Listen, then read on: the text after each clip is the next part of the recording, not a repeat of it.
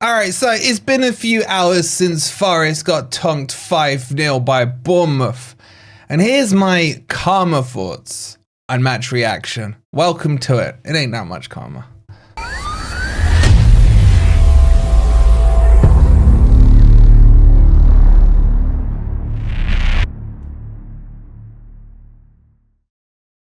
Good morning, good evening, or good night. I hope you guys are doing well, and welcome to some more thoughts on this drubbing, really, by Bournemouth. If you're enjoying the content and not the result, let me know by hitting that like button. Make sure you're subscribed if you are new, and let's just jump straight into it because I've been doing some analysis on the game, and my first thought is, what is plan B? And what do I mean by this? Like, straight away, the first thing that stuck to my mind is when we went 1-0 down, it wasn't like against Villa where we were at home, the crowd was up for it, the players started pushing forward. Nuno made some nice little tactical changes, putting Gibbs, White and Anderson in the 8-8 pivot. It was, nothing changed. We went 1-0 down and we were still standing off the ball. There was no press at all. Bournemouth were under no reason to have to push forward on us and force us, to come out or anything like that. We were chasing the game, not them. And it does worry me a little bit. Now, I ain't going crazy. I know some people, and they're well within their rights to think, is this the beginning of the end or what have you? I've had to defend Forest about 2 hours on never a foul. But because I think, okay, we did the same against Man City. They scored. We didn't really come out. Chris Wood had a chance, but then we just sat back. And then there was no plan B. And this is kind of a more calmer approach to the game. What Nuno needs to now do is develop a secondary style, and that secondary style has to include a higher press, a reason to force mistakes out of the opposition, a reason to make them, panic under the ball, not be comfortable, not have your centre backs waltzing up to the halfway line and then a third of the way into our half before anyone thinks, should we now trigger a press? And that's got to be developed. It's fine having the style he's got right now when the game's 0-0 or when we've taken the lead like we've done so many times this season. That's worked. You stick to a winning formula. I have no problems with that. But when Forest have gone behind, I want to see us change that style, be it a tweak in the formation, or in my opinion, a higher press, because losing game 1-0 or 2-0 or even 5-0 like yesterday, for where Forest are right now, doesn't make a difference. We're miles behind goal difference on the likes of Arsenal, on Liverpool, on City, etc. So having a lower goal difference even further isn't going to change the scope of everything too much, because unless we go and tonk someone ourselves 10-0, even then we wouldn't catch up on some of these teams. So goal difference is not important. We may lose out on a position at the end of the season because of goal difference, but it's because we haven't scored as many as the others. So that's one thing for me. The other thing, the more broader thing, is we need more players. And this is why I was having a little pop at Crypto and Rob and Lemmy the other day on the forum when I was saying to them, Cunha, would you start him? Visser, would you start him? These are all players who, if Forest were to get, by the way, so far my sources have been right on the Cunha thing, but let's assume Forest were in for him. These are players that should almost be automatic first starters coming in. There has to be a place for them because of the quality they have.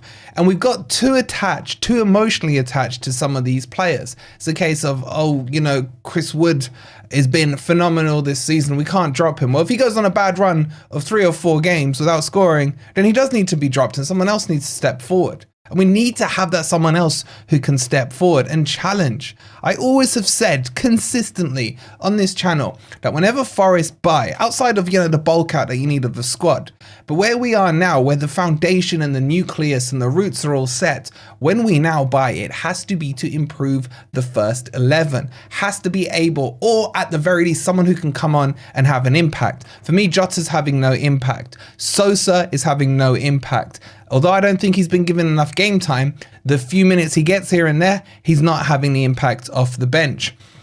I then said this before the match yesterday. When you look at the bench, it was designed for Forest to take the lead. Technically, we only had 3 attacking players on there.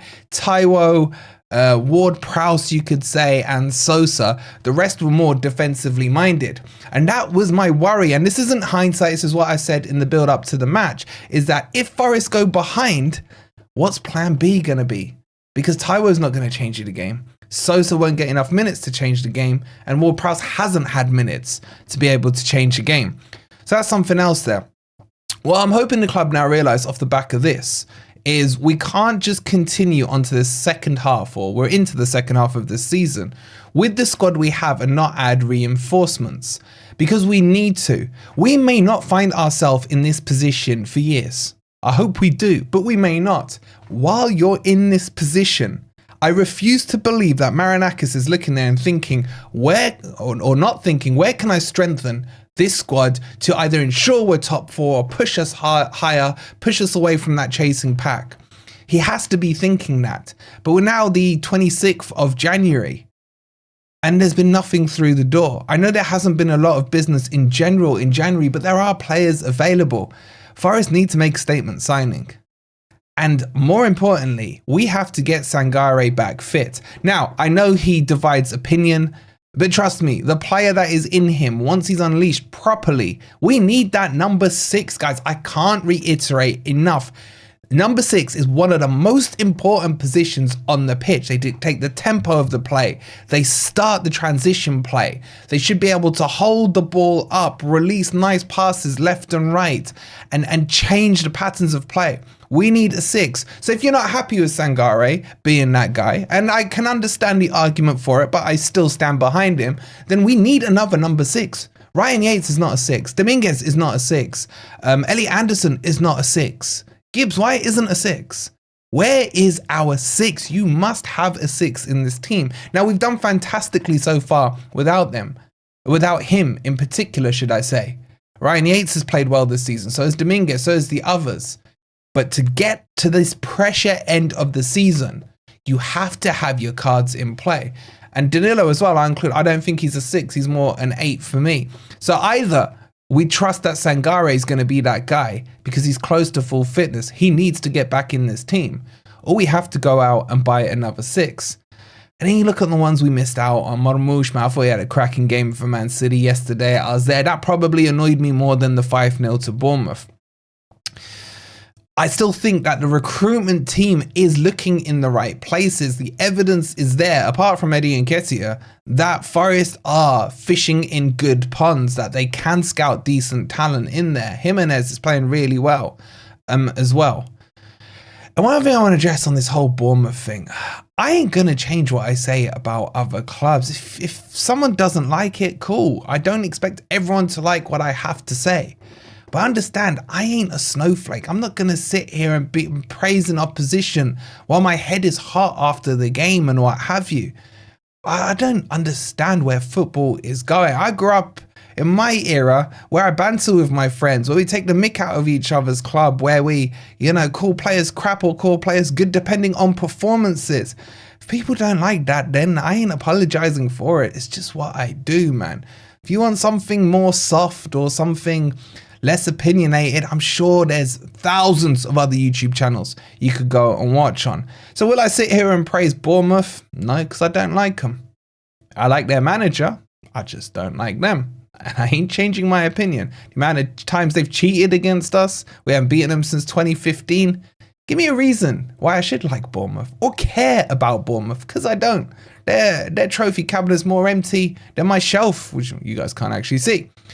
So anyway, am I frustrated about yesterday? 100%. You can lose a game, but you don't have to get tonked 5-0. The players just gave up. The midfield wasn't there. But I still look at it and I think and I hope it's another Man City. We lost to Man City, very timid against them. We got Brighton at home next. We've done well against Brighton in recent history. We beat was it 3-1 last year or the year before at the City Ground. We tend to do all right against them, so hopefully we can bounce back off this. But even if we don't, a season doesn't end in January. I keep trying to tell everyone this. People are giving Liverpool titles in Jan, and Spurs gave themselves a title last August and what have you. Doesn't work like this. There'll be highs, there'll be lows, there'll be areas of plateaus, and one thing guaranteed with Forest, it will be a roller coaster. Be it if we're fighting for a title, be it if we're fighting for top 4, be it if we're fighting for top 6 in Europa.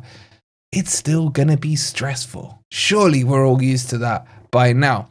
But anyway, those are my thoughts. We'll have Grumpy Old Reds tonight, and there are a few in there who are quite hot under the collar, so let's see how crazy that one gets. Not sure what time it'll be, but it will be sometime this evening, so make sure you got your notifications on. If you haven't already, please don't forget to hit the like button. Make sure you're subscribed if you are new. I want to hear all your thoughts and feelings going forward on everything with Forest. Has this game changed and derailed you or not? Let me know in the comments down below. We'll see you this evening. Come on, you Reds.